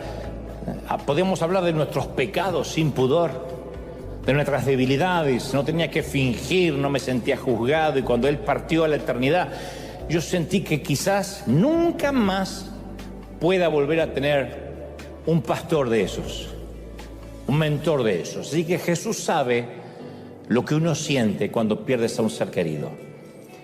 Piensa en cómo reaccionarías si además te dijeran que tu mejor amigo fue decapitado por un incestuoso monarca, y te vas a dar una idea remota de cómo comenzó aquella mañana para Cristo. Eso es una mala mañana, eso es lo que yo llamo comenzar un pésimo día. Pero además la noticia llega con una advertencia que le dicen, el mismo Herodes que le cortó la cabeza a Juan va por la tuya. El mismo Herodes está interesado en verte. De manera que cuando aquella mañana Jesús se entera que la vida de Juan fue cegada y su propia vida amenazada, Jesús necesita sí o sí tener un tiempo a solas, necesita pensar. Porque no podemos creer que Jesús, el que caminaba en la tierra, aunque era el Hijo de Dios, era el Jesús que estaba sentado a la derecha del Padre tiempo después o antes de venir a nacer en el vientre de María. Él vivió, soportó las cosas de un hombre, la misma desesperanza, por momentos la misma tristeza, lloró. Así que no lo veamos como un superhéroe de Marvel al que dijo, muy bien, Herodes, ven por mí, aquí te espero. Eso no pasó. Así que supongo que cuando le llega la amenaza de muerte, también él se preocupa, caramba. Pero antes que pudiera irse a descansar y a pensar sobre la muerte repentina de su amigo, llegan los discípulos. Así es el orden de acontecimientos según las Escrituras. El Evangelio de Marcos dice que los apóstoles se reunieron con Jesús inmediatamente después que él se había enterado de la muerte de su primo. Pero ellos venían a contarle cómo los había respaldado el poder de Dios en todo lo que habían aprendido de Jesús, porque Jesús los había mandado a predicar. Y estos venían como rockstar, venían felices. Jesús los había comisionado para que proclamaran el Evangelio y lo autenticaran con milagros. Entonces ellos llegan, Jesús, Jesús, justo cuando Jesús se quiere ir, insisto, porque se acaba de enterar de la muerte del primo, llegan los muchachos, Jesús, Jesús, estaban exultantes. ¡Ah, Dios nos usó! Estaba como Guillermo recién ahí, estuvimos en Chiapas, estaba así. Y el corazón de Jesús va desde el paso de un lamento fúnebre y lóbrego al tener que escuchar la algarabía de sus discípulos. Y desde entonces dividimos la vida antes del dolor y la vida después del dolor, como un parteaguas. Hay un momento en la vida, y no hablo de una cuestión menor, de un examen de matemáticas en el cual no fue mal, una multa, un ticket en el tránsito. No, yo hablo de esas tragedias que literalmente dividen nuestra vida en un antes y un después, y ya la vida no es como la conocíamos. Antes de nuestro dolor, Dios se veía y se sentía muy cercano. Podíamos orar, podíamos buscar a Dios y decíamos, ahí está. Después del dolor fue más difícil de ver y sentir a Dios. No porque Dios se haya distanciado, sino porque nuestro paradigma, nuestra perspectiva cambió. Como que si el haber tenido que pasar por esa crisis inesperada, si bien no eclipsó a Dios, pero sí sentimos que esa crisis lo quitó a Dios de nuestra vista. Y de algún modo extraño nos cuesta orar, nos cuesta buscar a Dios porque nos desilusionamos con Dios. Yo sé que Dios es soberano, que Él sabe lo que hace y que Él no tiene que pedirle permiso a nadie. Eso nos lo pueden decir cientos de veces, aún así la desilusión está. Sería torpe decir, no nos duele porque sabemos que Dios es Dios. Claro que duele cuando nos pasa algo a nosotros. La mayoría de nosotros podemos completar esta frase que comienza diciendo, si Dios me amara, entonces... Y ahí podemos completarla con, no habría permitido este cáncer. Si Dios me amara, nunca mi hijo habría sido sepultado antes que yo. No habría Dios permitido que la iglesia se dividiera por un chisme. Y esto se lo han preguntado pastores, yo tengo amigos, consiervos que me han dicho, yo no puedo creer con todo lo que yo luché 30 años en una iglesia y por un chisme infundado, por el levantamiento de una mentira, media congregación se fue. Uno dice, ¿por qué Dios lo permite? Y uno puede decir, bueno, Dios sacó los que se tenían que ir. Uno siempre le puede buscar una explicación torpemente humana y lógica, pero uno sigue preguntándose, si Dios me amara no habría permitido ese hambre, el terremoto, el tsunami, que un camión lleno de niños se desbarrancara cuando iban de vacaciones de verano. Entonces esa frase, si Dios me amara, no habría sucedido, definen las expectativas que tenemos de Dios. Y cuando el dolor llega a nuestro mundo, cuando la piedra rompe la ventana de nuestros corazones, es lógico que las dudas afloren a la superficie. No está mal dudar. Cuando la vida duele demasiado, uno duda hasta de Dios. Y esto no respeta la estatura espiritual de nadie. Duda desde el predicador hasta el que se considera apóstol y el último que se agregó a la congregación la semana pasada. Dudamos, porque los fragmentos de los vidrios rotos opacan nuestra visión de la vida, de lo que creíamos, y ahora ya no estamos tan seguros de lo que estamos viendo. Nos congregamos, venimos, pero no estamos tan seguros de lo que estamos viendo, de lo que estamos sintiendo. Y eso es precisamente lo que le sucedió a los discípulos durante una noche de tormenta, una noche histórica de tormenta donde pensaron que lo que veían no era lo que veían. Tampoco estaban seguros de lo que estaban viendo, como nos pasó a nosotros. Y te cuento algo más. Yo estoy seguro que los discípulos, si pudieran hacer un flashback, volver el tiempo atrás, lo harían de nuevo, subirían a esa barca. Digo, los muchachos subirían al mismo bote y navegarían en la misma tormenta. ¿Cómo lo sé? Porque a través de la tormenta, por primera vez vieron al Salvador. Por primera vez. Mateo 14:33 dice: entonces todos los que estaban en el bote lo adoraron, diciendo: verdaderamente tú eres el Hijo de Dios. ¿De verdad? ¿Ahora se dan cuenta? Ternura. Después de la tormenta lo adoraron por primera vez. Como grupo, nunca antes lo habían hecho. Compruébalo, buscaron la Biblia en casa. Nunca antes se reunieron para adorar. Busca otra ocasión en que los discípulos como grupo adoraron. No los vas a encontrar. No vas a encontrar que se pusieron a adorarlo cuando sanó al leproso, ni cuando perdonó a la adúltera, o cuando predicaba a las masas. Ellos estaban dispuestos a seguirlo, a dejar sus familias, a echar fuera demonios, incluso a formar un ejército, pero solo lo adoraron después del incidente del mar. ¿Por qué? Sencillo.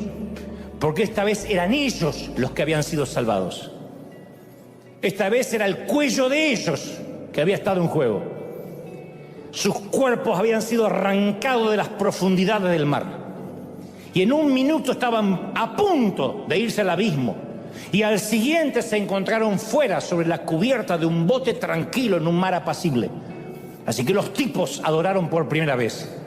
Hicieron la única cosa que uno puede hacer cuando el Señor suspende una sentencia de muerte: alzar la vista y agradecer y adorar.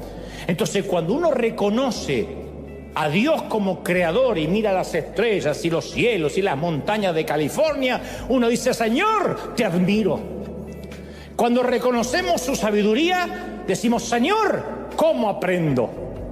Cuando descubrimos su fuerza, Señor, ¿cómo descanso en ti?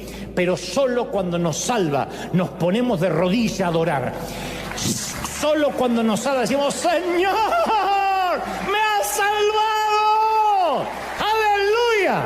Alguien tiene que adorar más que eso con un aplauso. ¡Se va! Yo lo creo. Entonces, este es un escenario de antes y después. Antes de nuestro rescate manteníamos a Dios a distancia. O sea, no es que dejamos de ser cristianos, pero veníamos una vez cada semana aquí, 2 horitas y a casa. Sí, Dios es importante, pero también mis vacaciones. Sí, Dios es importante, pero también mi empleo, la casa que quiero comprar, el auto soñado. O sea que Dios comparte el mismo lugar con otras prioridades. Pero entonces un día viene la tormenta. La furia, la lucha, el soltar amarras, la noche sin estrellas. Y la casa, el auto y el celular nos importa un cuerno. Porque llega el cáncer, el diagnóstico, la quiebra, el divorcio, el vicio, el conflicto, la salud frágil, el despido. Y nos ordena los patitos otra vez. Cae la desesperación como niebla y perdemos la orientación. Y fue cuando torpemente nos dimos cuenta ni que el empleo, ni las vacaciones, ni el amante, ni el sexo nos pueden sacar de la tormenta. Y nos percatamos que una tormenta nunca se va a dejar impresionar por los títulos, ni por una casa. Y cuando ahí nos damos cuenta que solo tenemos una opción, que lo único que se mantiene a flote es Dios, ahí es cuando uno clama genuinamente y Él viene. Y desde ese momento Él no es solo un Dios que podemos admirar, un maestro que podemos seguir o a un jefe al que podemos obedecer. Él es el Salvador. Y un Salvador merece ser adorado. Por eso digo que lo harían otra vez los discípulos. Soportarían la tormenta de la noche. Mi querido, mi querida, una temporada de tormenta es un precio pequeño a pagar, cuando luego vas a obtener una visión muy clara de Dios. Yo tengo una visión tan clara de Dios y no ha venido por mi cantidad de oración, ni por mi espiritualidad. Soy un piloto de tormentas.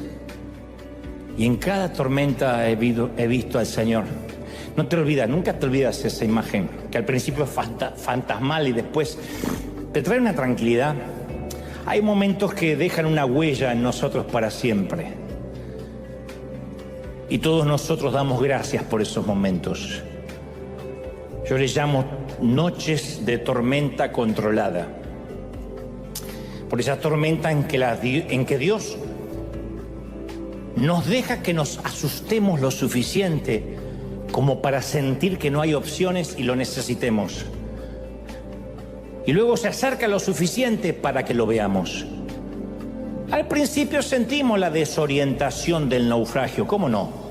Pero lo bueno de esto es que nos obliga a buscar a Dios con una intensidad que no lo buscaríamos de otra manera.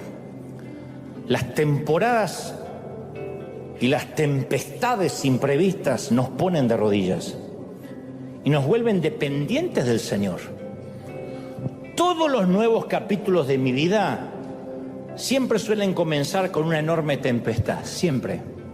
Yo no las pido, no es que soy masoquista, no oro para que vengan, pero siempre aparecen. Y como piloto de varias tormentas vividas, voy a darte un consejo que no me estás pidiendo, pero que siempre me ha resultado. Aférrate lo más fuerte que puedas al primer mástil que encuentres a bordo.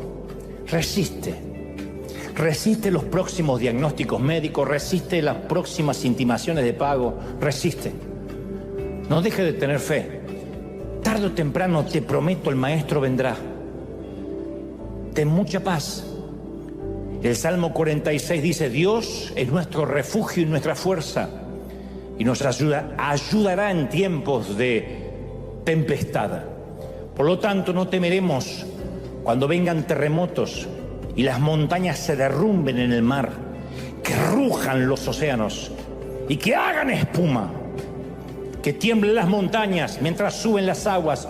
Yo estaré confiado. La figura que ves a lo lejos no es un fantasma en la oscuridad. La voz que oyes no es el rugido del viento. Jesús está más cerca de lo que jamás soñaste y se mantiene a flote.